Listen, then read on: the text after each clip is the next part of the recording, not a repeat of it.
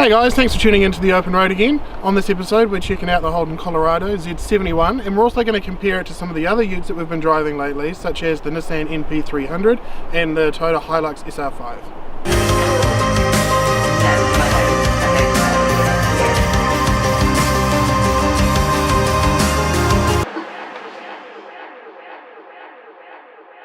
So a lot of these utes are getting the up-styled package. This being the Z71 comes with a front grille, a fancy back end.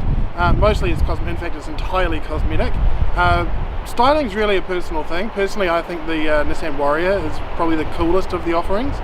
But you know, styling is really down to what you're going to like, and a lot of it is going to be pride in a badge. So in terms of the back end on this truck, which is what it's going to be used for, it's got a soft cover on it, which I didn't like at first.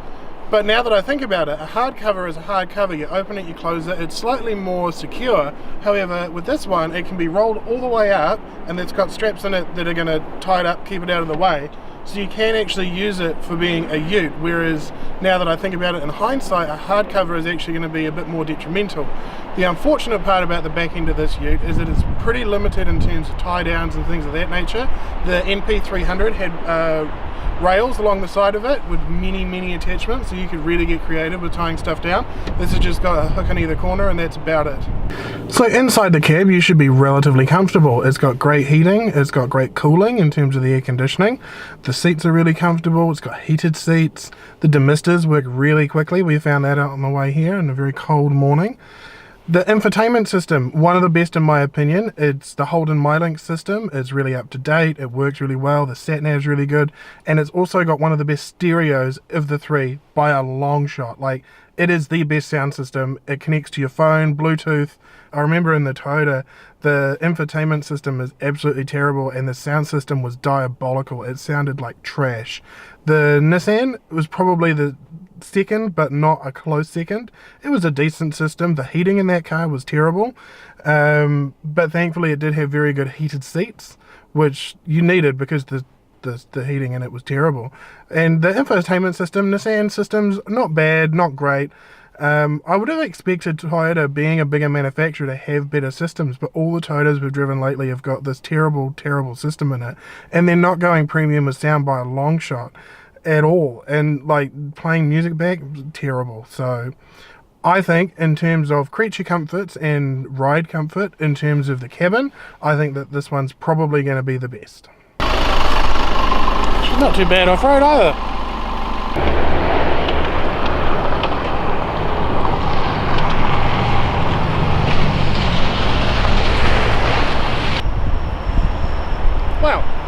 That's not so bad off-road at all actually. It's a little bit sharp on the forestry roads. I just feel like suspension's a little bit stiff for off-road stuff. But slow off-road is actually really comfortable. But let's take it on its natural environment and go back out onto the highway.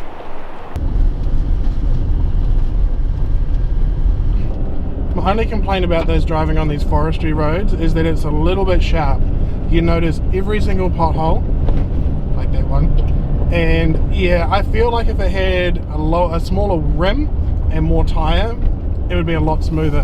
But I think a lot of it is just that the suspension in this is very much designed for being on the city roads and not on the corrugations. But in its defence, it does still hold its tracking very well. It doesn't float too much, which is really handy. Back on the open road now, and the great thing about this is we're now currently driving in four-wheel drive, and on the fly we can turn it into two-wheel drive. Now we're in two-wheel drive. I like that feature. Alright, out in the wild world of the back roads of Rodney. So in terms of drivability, this isn't the most comfortable car to drive of the ones that we've tested. It's kind of, I don't want to say it's archaic, but it certainly doesn't feel as advanced as something like the Toyota. That was a real pleasure to drive. It was a little bit lighter in the steering, but more importantly, the suspension, the ride quality was a lot better than this.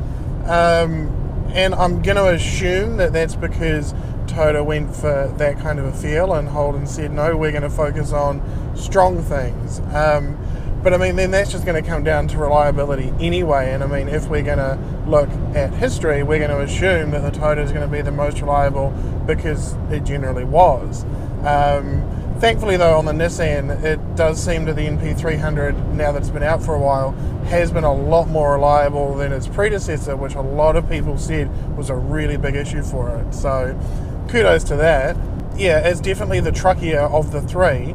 The other two, the Nissan and the Toyota, have gone for the comfortable ride and the pleasurable drive and easy to drive. This isn't like that. This is a bit more trucky in that sense. It's a bit more, I guess, what you'd be used to if you're coming out of something from like the mid to late 90s. And that's not to be a detriment. I actually prefer that. I don't like the way that a lot of these new SUVs and soft-roaders are becoming really, really easy to drive, because I actually think that you forget what you're driving quite easily, and I don't see that being a good thing at all. So really, how do you decide which one to get?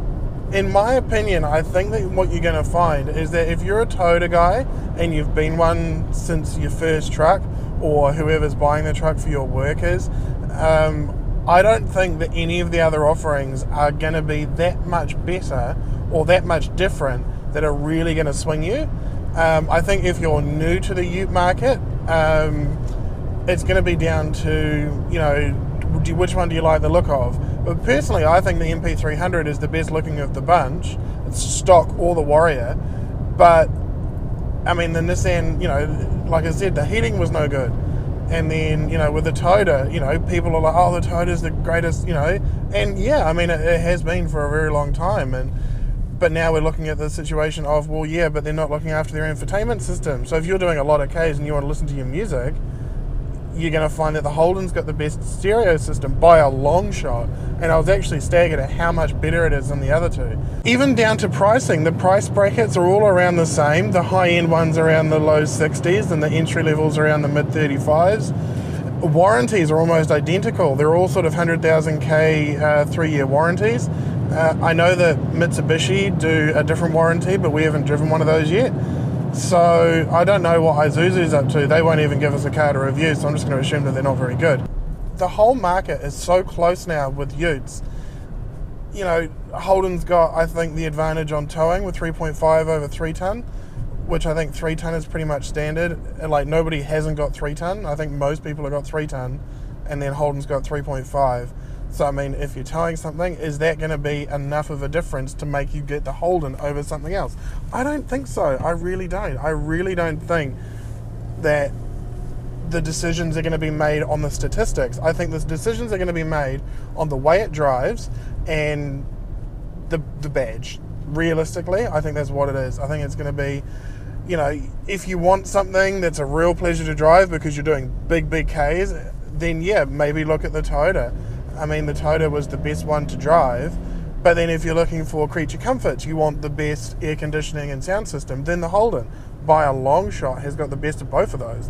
I reckon that if I was going to buy a ute, probably this one, but depends on who else is driving it. There's so many factors, and it's actually really, really hard to choose. So, sorry for anyone that wanted a definitive answer on which one's the best. There really isn't a best one unless it's the best one for you. So ask yourself, what do you want in a vehicle? And I think I've covered most of the major points now anyway. So if you've made a decision, fantastic. If you've changed your mind, I will be thoroughly impressed, because I don't think any of these are wow enough to change my mind if I had my mind made up, which I don't. But anyway, I'm going to go back into the forest, and we will see you guys next time. Thanks for supporting our videos. Thanks for supporting the show.